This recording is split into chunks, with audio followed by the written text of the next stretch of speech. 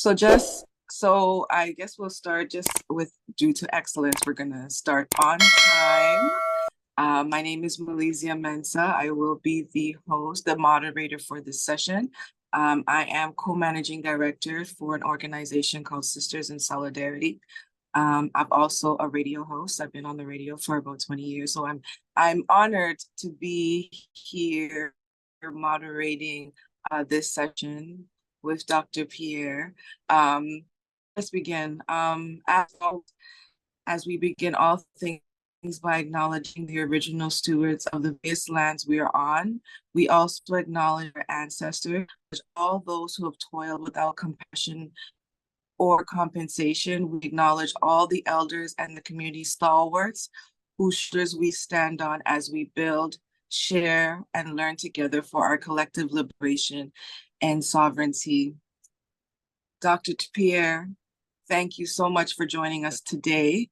So please introduce yourself to our colleagues and attendees and tell us of your remarkable work, because I know this is going to be a great session. Well, thank you, everyone. Thank you, the host, for accepting me and giving me this opportunity to make my presentation. Well, who we are?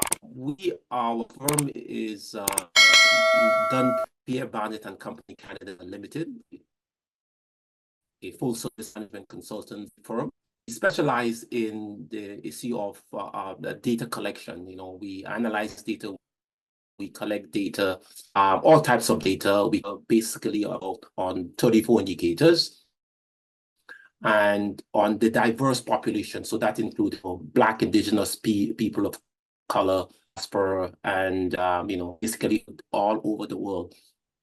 We started collecting these type of data maybe since in around 2004, 2007. It started off with basically collecting the data on the Asian population after Hurricane Ivan. Realized that we had Black data, and over the last 20 years, we have reached out with collected data on about over 130 countries.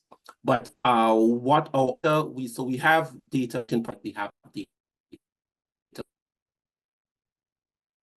on you. So we have been doing that with bank, the IMF, the US State Department. We have all various organizations in outside of Canada, but no one knows us in Canada. And the whole since the George Floyd, we have been more or less people we came into the spotlight because I think one of the reporters, and so that this is basically what we do. We collect a lot of data on statistics. So we have a lot of we do things like data collection. We conduct what it's called a labor market or labor market needs assessment. So we have a very good association, let's say, with the World Bank, would be done. And our company are one of the few companies, or the many companies that will be allowed to bid for these projects. So we compete with organizations like, the Big Ten, like, McKinsey, Ernst & Young, Deloitte, Anderson Consultants, all the large firms to get these type of jobs. So we do a lot of work in the migration field, crime statistics, counter human trafficking. With regard to crime statistics or counter trafficking, human trafficking, we specialize in a specific type of methodology. Our firm is specialized on, we look at the perpetrators. So we specifically look at those who commit crime, the methodology, the profile of those who commit crime or who into human trafficking. And the largest study on ever conducted in the world on human trafficking. So we did that project for the EU, and which was organized by an association in Latin America and Caribbean called CARICOM. So we did that job for that. And that exposed a lot of information on what we do and the kind of extent of work we do. We also did some work for the World Health Organization and the Pan American Health Organization. We looked at migration of health workers. That database was about 25,000 people. So we interviewed them, see where people moved. We also did some work on the whole issue with Venezuela, or how to track persons. So we were able to conduct a huge study on human trafficking routes, on the 340 human trafficking routes that existed in the Caribbean. So all of that kind of data, artificial intelligence, we will be also involved in that through our association with some of our Indian counterparts. And we do a lot of work in the technical and vocational education and training. And just want to say, before I stop here, what we've done, so we conduct a lot of research in the labor market industry, and labor market is a specific type of study that was introduced by the World Bank. So a labor market needs assessment is done on over 135 countries since the 1950s, when the World Bank started conducting labor market studies. They have done all of these studies in most of the developing countries. So from the underdeveloped stage right to the developing stage. Japan was the first country, Indonesia, India, Singapore, or Vietnam. All of these countries conducted labor market needs assessment. But the challenge we have in Canada, in the history of Canada, there have never been a labor market needs assessment on the Black population. So as a result, the 1.5 million people we have here, we do not know enough about Black people, who they are, what are the indicators. So for example, how many Black engineers or professionals or doctors or lawyers, or all of that basic indicators that the UN collect. It's not present. And one of my pitch and one of my goal is for us in Canada to do a labor market needs assessment on the Black population. Because in order for you to grow as a country, as how Japan did, as how Singapore, as how India did, as how China, how most of the developing countries, they all conducted labor market needs assessments. And in Canada, in the last 100 years, since we have never conducted such an important study. And why do you think that this hasn't been done? This is a very good question. So why it isn't been done is that the main reason is that Canada, even though the labor market needs assessment is a specific type of study that is sanctioned by the World Bank for developing countries. Canada is considered a developed country. Okay. So labor market is primarily done in developing countries. So when a country gets a loan from the World Bank is mandated that they do a labor market study. However, we in Canada here, we are Black people, the 1.5 million of us, they're 5.5% of the population. Even though we're living in a developed country, we as a people are not developed. We are developing people because of history of segregation, of history of racial issues. For example, Black people in Canada, for example, 78% of white people or white businesses do not do business with Black people. So it's very difficult for us. So we collect data in Canada from about 2,900 organizations, football clubs, association, churches. We rely a lot on the churches to provide that level of data for us. Most of our data is collected twice a year we ask about maybe between 75 and 85 questions. It's similar to a census, but we collect that type of data and we analyze that data. We also collect data from about the over 31 sources, publicly available data. We also collect data from StatScan, so when StatScan studies the census, all of the frequency tables, we'll take that, analyze that, and make predictive research on who we are and how we should progress as a people. So data is very important. And because of who we are as an organization, as a Black people, we are considered to many persons as consumers. Okay? So we are considered as a consumer society because, for example, so organizations like airlines or beer company or whatever will reach out to us. What did someone purchase? Where they travel? So all that type of data. We are not only the source of all our data. Sometimes we purchase data from other agencies. So data has become, as my brother Victor said, is like the new goal. And what we are looking for now is to manage our data and own our data. And that is why we have what is called our Black Data and Information Portal. Because in Canada, it's very different. There are about 96 organizations that collect Black data, and maybe less than really, 7% of them are Black. So what we want to do is to be the own our data. And this is why we're here. We as an organization, we do a lot of work, as you may know, in Guyana. We conducted a national labor market needs assessment in Guyana, national skills audit, huge project. And the reason why is that Guyana has the just found oil. They're the fastest growing economy in the world. And they saw the need to conduct a labor market needs assessment and national skills audit. I mean, just imagine that. And we in Canada, in 100 years, have not seen the need to conduct a national skills audit or labor market needs assessment on the Black population. And this is what I find is unbelievable. Before we get funding, we should conduct a study, a labor market study, because according to the World Bank, in the last 70 years, it is the fundamental survey of any country that wants to be developed. The labor market needs assessment is a fundamental survey.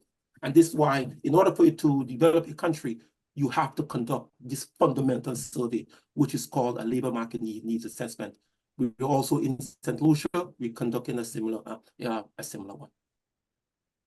So you are in Guyana, St. Lucia.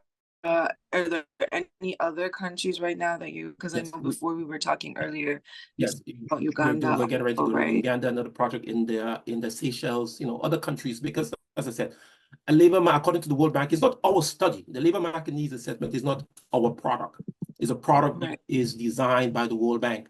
And when we collect those data, what we do as a firm is that this data is coded. So we use the ISCO codes or the NACI codes. So when we use the ISCO codes, we code all the occupations. So all occupations in the world are coded. So these data can be easily interpreted by the United Nations, by the World Bank, any other international aid, by the European Union. And we as a small percentage, imagine we are 5.6% of the population in terms of the business population in Canada. We also have one of the lowest business to population ratio. So on average, there are about 1.5 million people in Canada. There are 27,600 Black employers. So our business to population ratio is about 2.6. However, the average is around BT in Canada is around 12%. In the United States, 8%. So what it says, because we have such low business to population ratio, it means that we as a people, we cannot employ our children when they leave school. We cannot employ them because there is not enough business to employ our children. And all these type of data comes out from these labor market needs assessment, because we look at the employers. Right. Okay. And this is what we do as a research firm. That's very important, because at least then when we have that actual data, we'll be able to, provide the proper tools for the Black community for them to be able to create a better future. That's how I'm seeing it, because I'm just like, if there's no data, how is anything gonna get done? So I know you spoke about like just, getting all that information, what are some of the important collaborations or initiatives you would like to amplify currently in your work? Very, very good. So first of all, how we came to light. As I said, we have been doing this for 15 years outside of Canada as a Black Yeah. firm. It is very difficult to get opportunities in Canada because obviously we are Black, and most organizations in Canada do not do business with Black people. And since that we were a Black firm, and we have the reputation, we have known to the World Bank and most of the international agencies, the Caribbean Development Bank, the European Union, the UNESCO. So we conduct a lot of these studies, and we were in 2021. I think we met with the Business Development Bank. They kind of looked at us, kind of came and spoke to us and see that we are a company that is, at least what we're doing is a little different, because we competing against the biggest of the biggest, the Lloyd, the Ernest, and we are winning.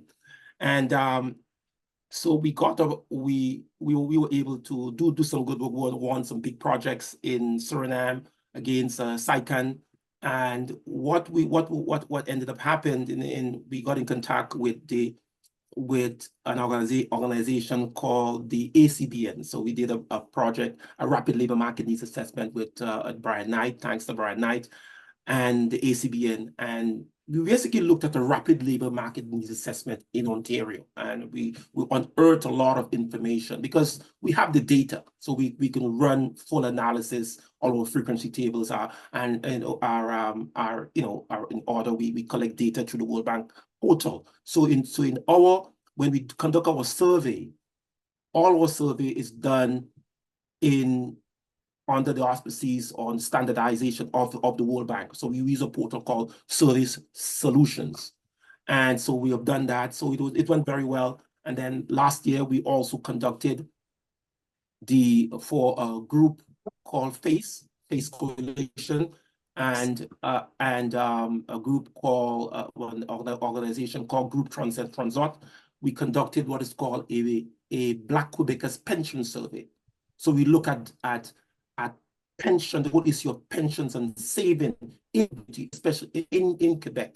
We conducted a survey of reached about 38,000 people in about 76 communities, and we found out a lot of things about Black people in Quebec, what their spending patterns, how much of them have more pension programs. So all our research done we do research that it is for a specific purpose, social development, social impact, and we are known worldwide. And we also like to collaborate. As I said, my main goal is for us, is for the authorities, is to conduct a labor market needs assessment on the Black population. Because if we don't conduct that, we would not know where are the important areas to concentrate. Where should we focus our research? Where should we conduct our training? So that we do a lot of things here, but it's done it's not cohesive. It's done in segmented, because we don't have enough data to back it up. And then this is what a labor market needs assessment specifically for our people. You know, it's true that you're saying that when you talk about the pension, because that's not a conversation that's ever been discussed in the home. I know for myself, I've been working as a public servant for 17 years, and I can tell you that this was the first year that I actually looked to see how much I was actually going to be getting after 65 and what was the option after that. And I didn't realize that it's not enough. Like, I need to start thinking of other things like saving plans like that, because taking care of my elderly father, I realized that living on that actual pension is not going to be sufficient for me to be able to survive. So if that information is not out there, I don't, because there's nobody else that's going to teach us, because our parents actually have, so that, wow. Okay. So do you have any of key priorities in your work right now? Like what are you focused on, like, exactly? Right.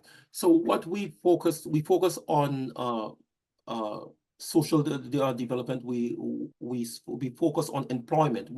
Our goal as a research firm, at maybe one of the largest Black research firm in Canada, is to focus on employment for Black people, or employment for the BIPOC people. So, for example, we have the lowest business to population ratio.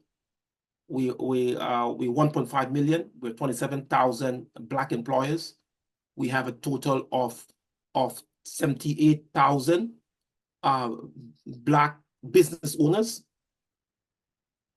What we want to do is to try to lobby to increase the opportunities for Black businesses. So from the 27,000, we're looking from 27,000 in 2024 to about 60,000 by 2028. So okay, let's say 30,000 more Black businesses. But we want to now, these Black businesses, from 86% of all Black businesses have less than 3 employees.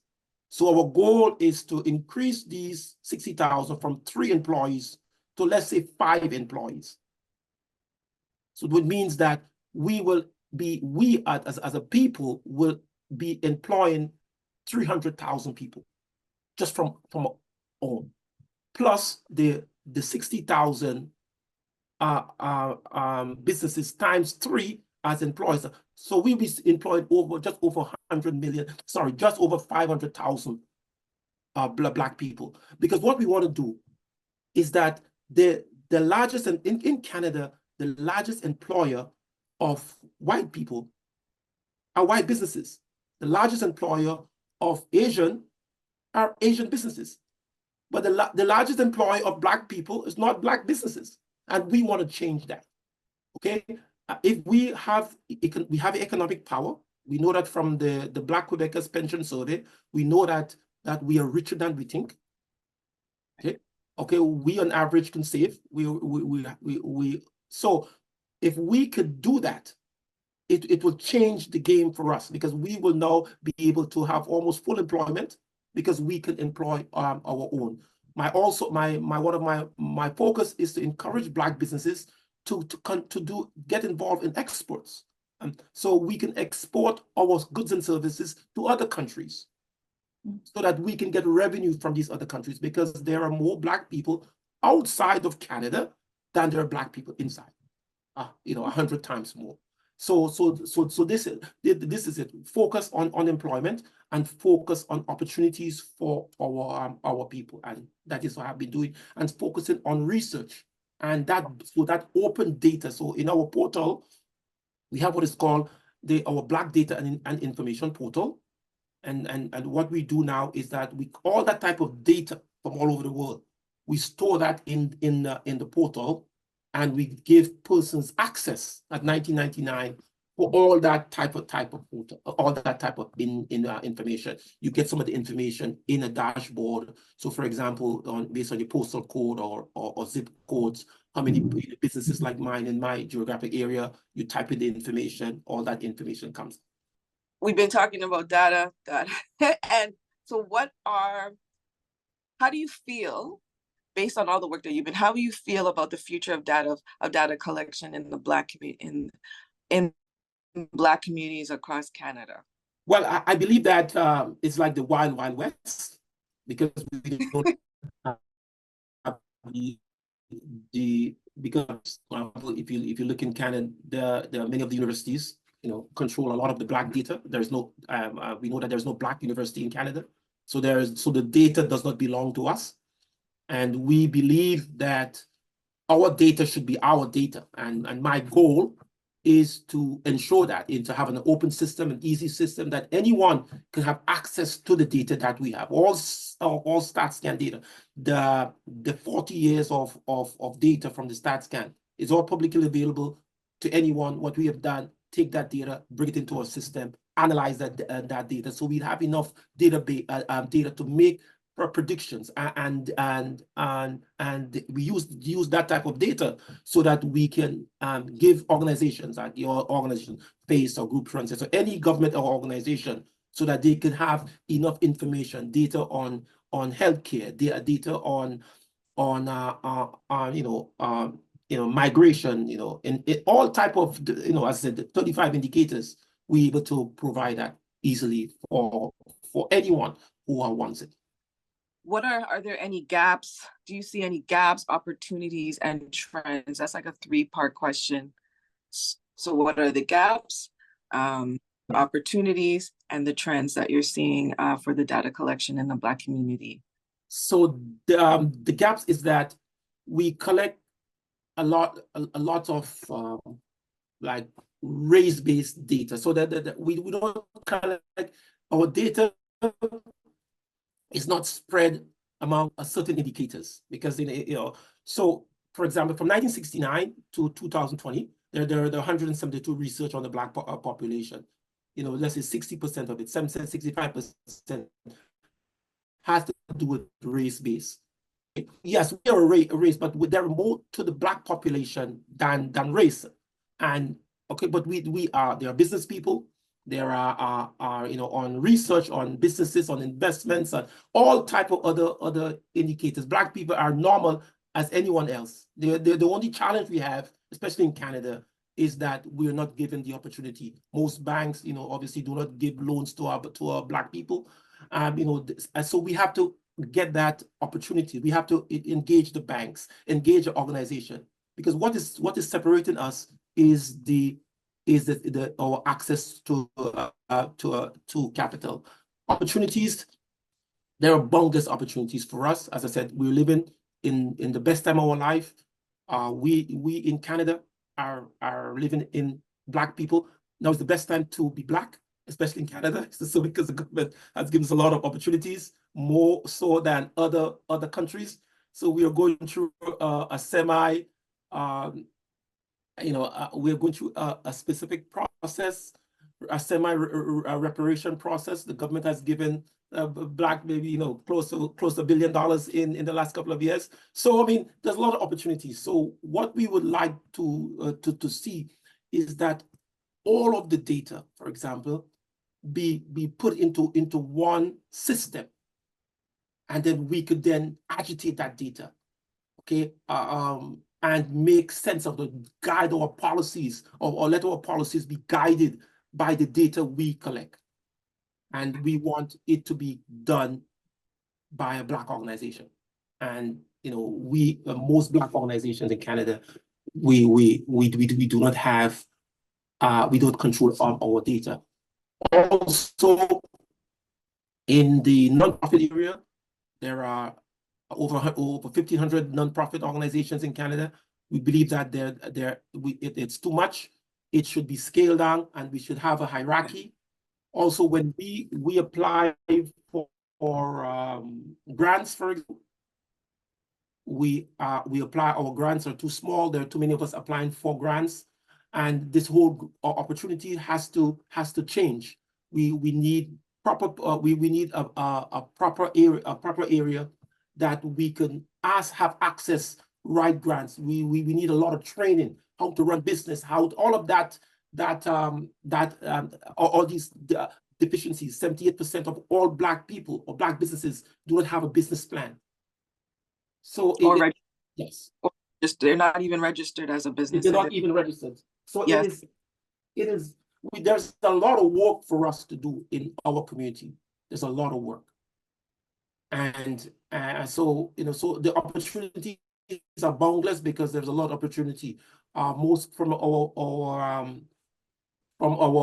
ACBN study, what we found out was that the many Black organizations. So, for example, let's say from the 42 fastest growing economy sectors in Canada, 26 of those Black people are involved in, but we are only dominant in 6. See, that should not be. We should be diversified in other community, in other industries, because we do not have, or there's not an organization that can collect and analyze the data in the way that it should be analyzed. So most of us rely on Statistics Canada for our information. But Statistics Canada, as I said, they provide the information. There are over 100 other ethnic groups that they have to provide information to. We cannot rely on StatScan to analyze our data for us. There should be a body that will be able to analyze our data for us. And also, we have to find out that we have to know that which industry to get into. Okay, we do not have that information because nobody is collecting it properly. And do you see any trends? Yes. If I was to advise, for example, if I had a son and say, son, daughter, dad, what industry, if I want to go to school, I want to, a job, which industry should I go into? I would advise and say maybe the skills industry, the construction industry. You have guys making, regular guys, over $100,000, $70,000, $150,000. No one looks at that in the computer, the IT sector. Okay, hundreds of opportunities. They take you from in first year, second year in university. You make $200,000-$300,000. There's so much opportunities, but we are not looking at those opportunities. So therefore, a research is needed. But not only we need a broad scale research with we need a wide band of data. 5,000, 10,000 people, 20,000 people. And this is what is missing in our population. As I said, a labor market needs assessment is not a census. A labor market needs assessment is not a labor force survey. It's a specific type of survey that analyzes about 34 indicators, about major indicators, 85 minor indicators. And the World Bank has been doing that since the 1950s. Wow. And yeah, there's no data. There are people in the chat that would like to connect with you. So I don't know if you want to put a link of your organization. Yes. Or how people would be able to contact you in regards to all the work that you're doing.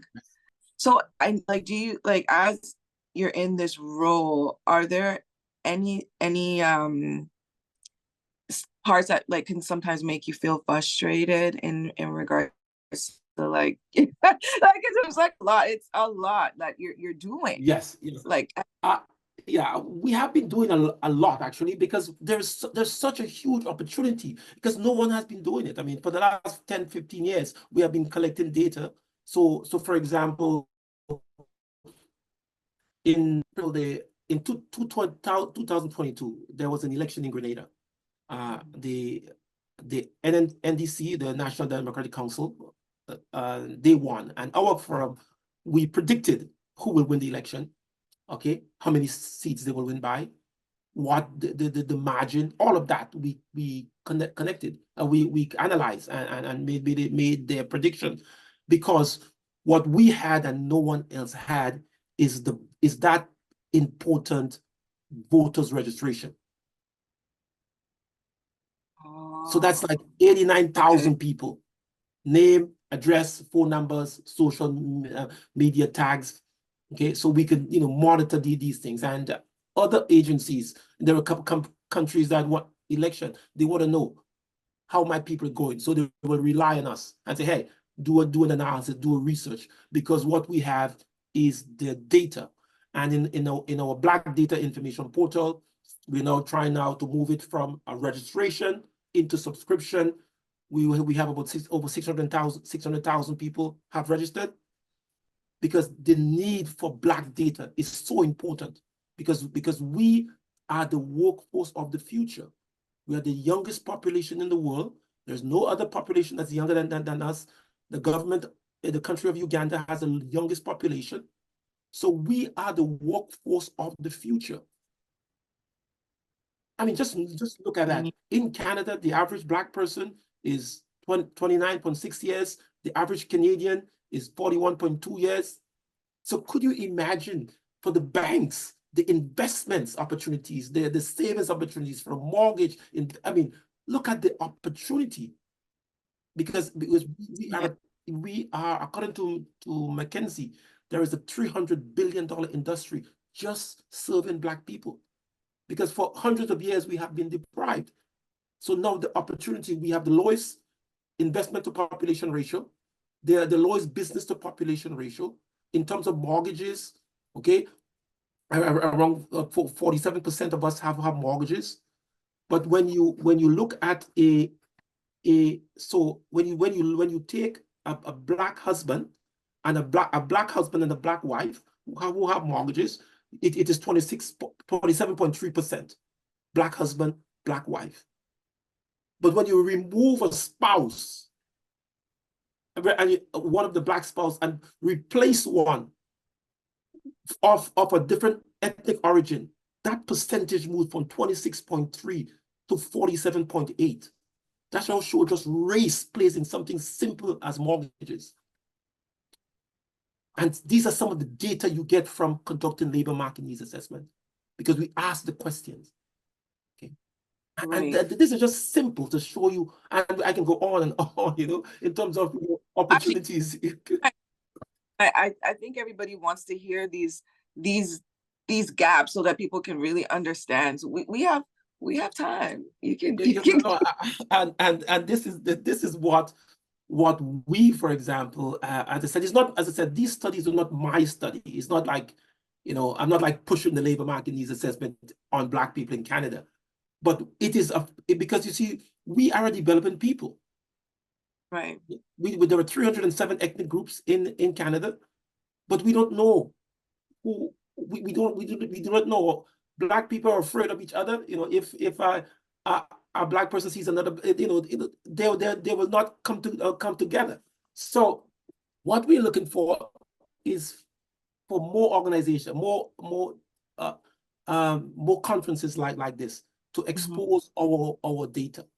Okay, the Black data. We conducted a study for for ACBN. The study is on our website. Someone could download it.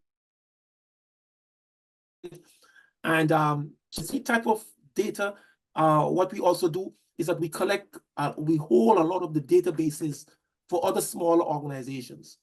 So we want to be like the research arm of these organizations. It is very cheap. It's for like between, let's say, $300 and $700 a month. You pay on a monthly basis, and we collect all your data, all the reports we do for you. If you want to, let's say you want to, for example, get funding or get a grant, and you need that data, all of that for a flat fee, $300, $700, whatever. And it saves people, because if other organizations can reach out to us, why can't the Black population? Okay, people use us in the U.S. State Department can reach out to us to get an idea of the drug trafficking routes in the region. Why can't Black organization? You're right, and you're right, but that's the importance of being here and speaking, because I don't think many people would even know about the research that's being done at all, right? So like going to these events and talking, but what I want to ask is, if somebody, so just say we don't have enough people collecting the data, just say there's people who are interested in trying to be part of this big project that you have going on. What are some advice that you can give people who want to start or even collaborate with your organization? Right, good. So well, they can obviously reach out to us. My company, our website is www obviously dpbglobal.com. D as in dog, P as in puppy, B as in bark, dpbglobal.com. And my phone number is 647-966-4783. I will also write that in the chat group. What we are also looking for, we're looking for researchers. So we have been very fortunate. We are in the process of conducting a private placement. We are looking to be listed on the stock exchange. So it's next 18 months of progress, because as I said, the data has become so important. Okay, what organization, and we did all of these things in secret. What organization could collect the voting registration on people in over 125 countries. Okay, and so what we do is that we will have is something called the telephone directory, the yellow pages, and weaponize it with Google, weaponize it with artificial intelligence. Now we have a strong base collaboration in India that does a lot of the analysis. We collect data on what is called the UN SDG goals. So we're now starting to monitor that, but country by country. So how you stand against, let's say, Canada. So what our goal is to take Canada, the 1.5 million people in Canada, and put us in an enclave and monitor that, compare Canada to other countries. So for example, based on our data in Canada, for example, let's say in Jamaica, there's more business opportunity. You can succeed better as a business person in Jamaica compared to Canada, because the government, the businesses provide more resources. There are more access to capital, all of that. Okay, in Jamaica, or let's say in the United States, rather than Canada, because in Canada it is so limited. You judge people based on the credit score. Okay, and most Black entrepreneurs have low credit score. Yeah.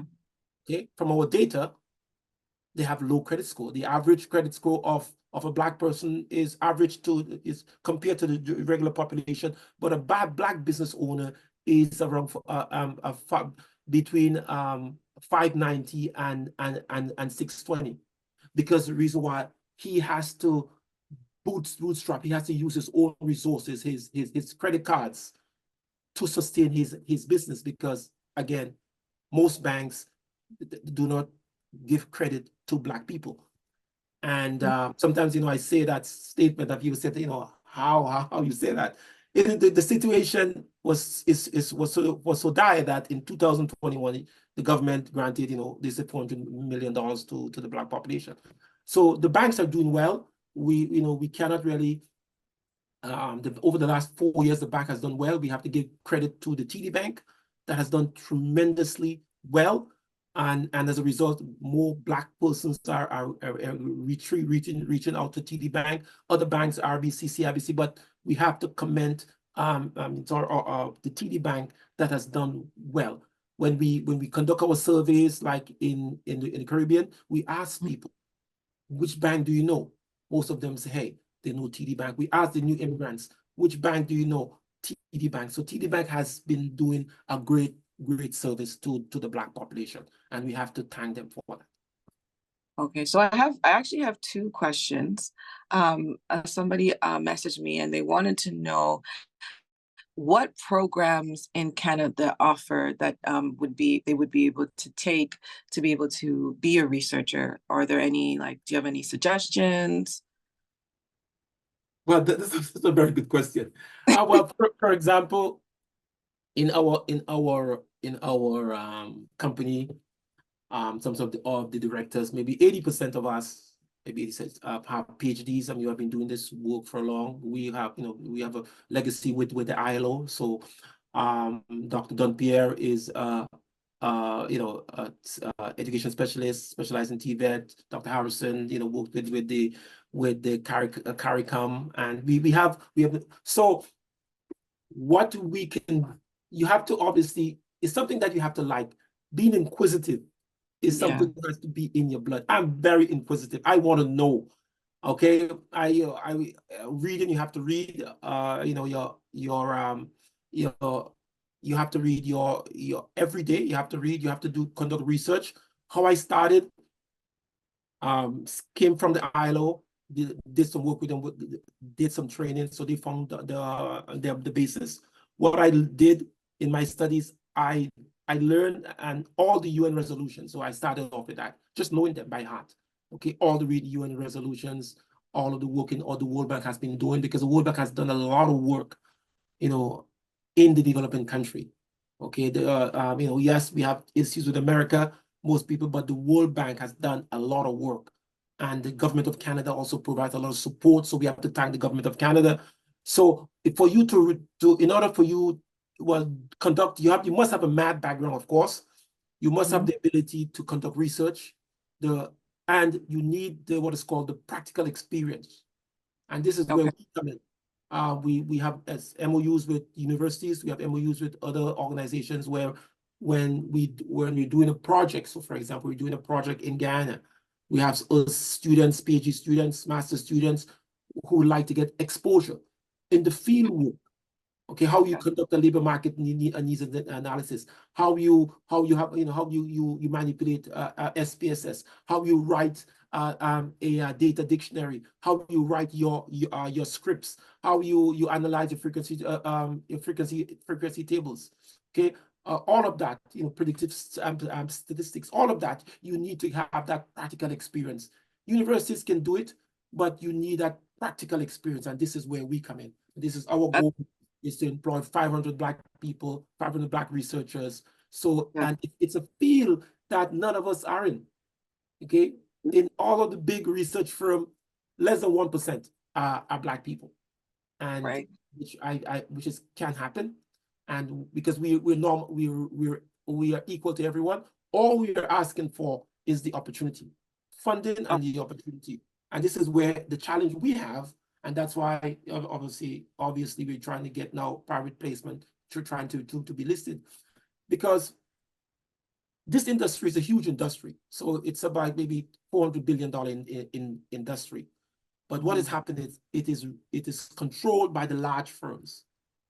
I say it's rigged. It's rigged. For example, as a small consultant, you will get, if let's say under 50,000, you can do it a one person. But a large project, let's say $1 million or a project, what will happen? You have to produce a bond. So if you do a project for $1 million, you have to put a bond. That bond is about, let's say, 30%. So if you do a project for $1 million, you have to come up with $300,000 as a performance bond. Oh, wow.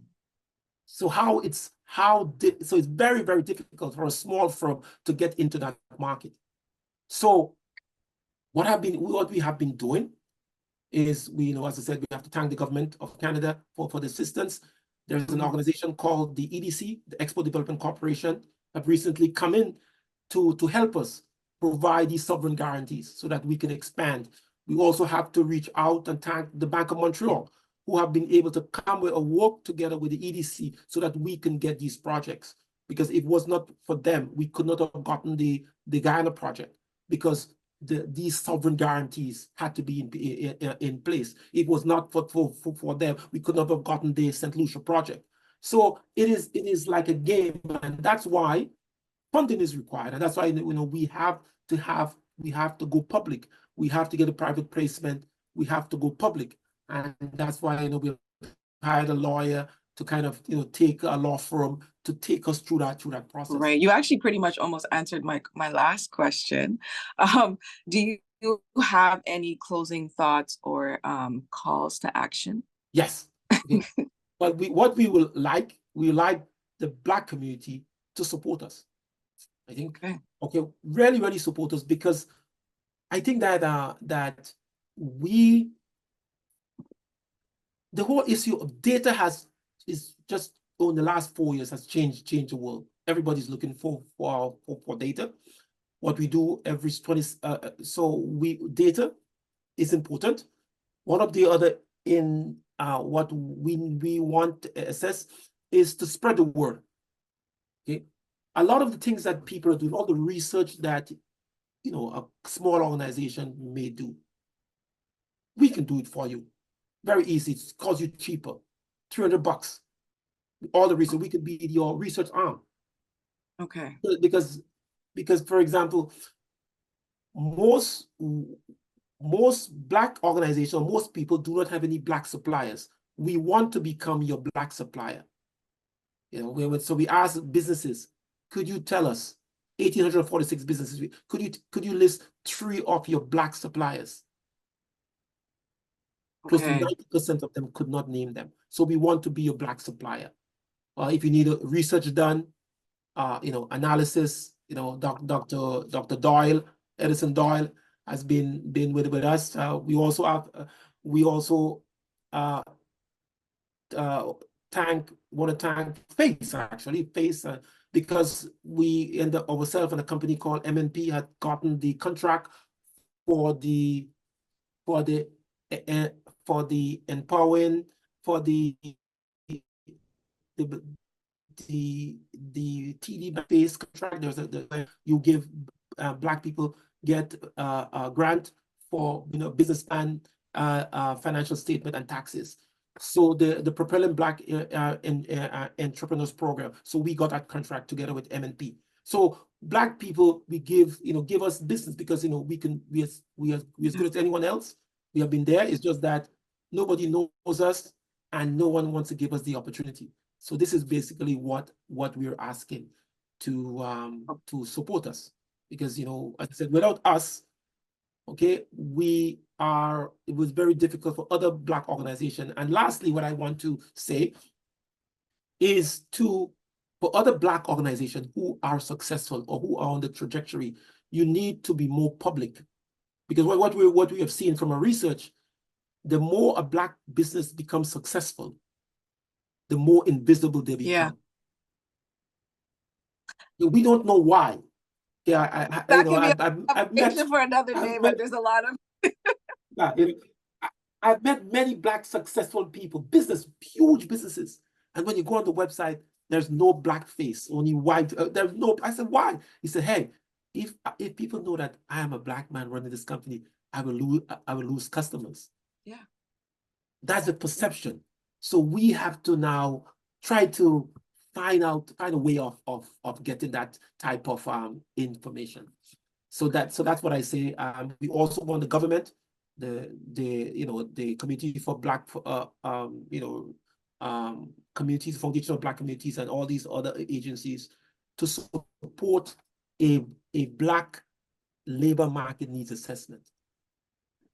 Okay, so this will be the first time we are collecting comprehensive data on the Black population. It has never been done in the history of Canada. A labor market needs assessment has never been done in the history of Canada. It's done in over 135 countries, but not in Canada. And this is the biggest crime, I think. Okay, and this should be done. So it should be done before anything. Yes, you know what? I'm even shocked. Like, I'm completely shocked, and you are doing remarkable work. We appreciate you so much for coming in, and your time and your remarkable leadership with what you and your organization is doing. Everybody, he provided you with his phone number. There's his LinkedIn link is in the chat, and he provided the website. Please contact him. We all need to, if you really are interested in the work that needs to be done. This was an amazing session. Thank you so much, Doctor. And as we close, the way this interview began, by acknowledging the original stewards of the various lands we are on, we also acknowledge our ancestors. We acknowledge all those who have toiled without compassion or compensation. We acknowledge all our elders and community stalwarts whose shoulders we stand on as we build, share, and learn together for a collective liberation.